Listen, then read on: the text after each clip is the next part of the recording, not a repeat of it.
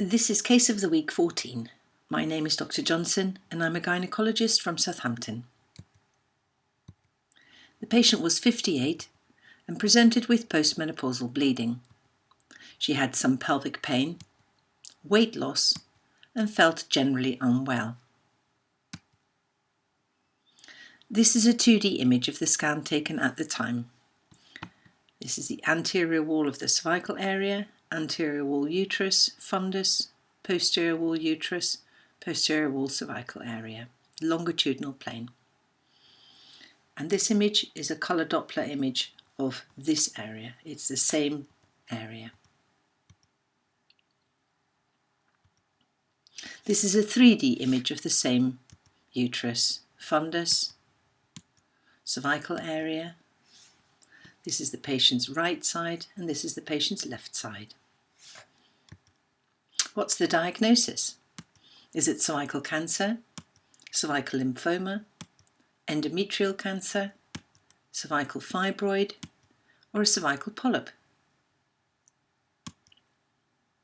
If we look at the images again, you can see in this longitudinal view of an anteverted uterus that there is this mass replacing the cervix, and this is it seen with colour Doppler. It's the same mass. And looking at the mass, we can see that it is irregular. You can see here it has an irregular outline and it has irregular internal contour with some low-level mixed echogenicity. You can see it's mixed echogenicity with strong irregular vascularity. This PRF would have been about 0.6 and no obvious shadowing, posterior acoustic shadowing, none that we can see there. This was a cervical lymphoma. Cervical lymphoma is a rare cancer of the cervix. It's usually primary and usually high grade. It can be secondary from lymphoma elsewhere. This was a diffuse large B-cell lymphoma, stage 2B.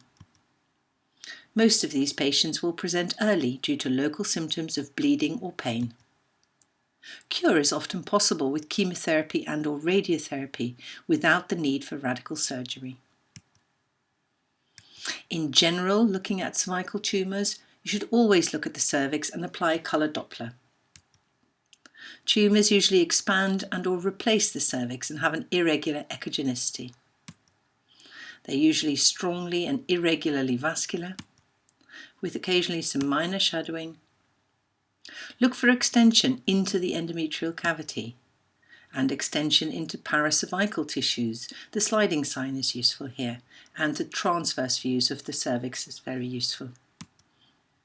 It can be very difficult to tell whether a tumour is primarily a cervical cancer extending into the endometrium or a primary endometrial cancer extending into the cervix on ultrasound, and it can also be difficult to tell on histology. Thank you.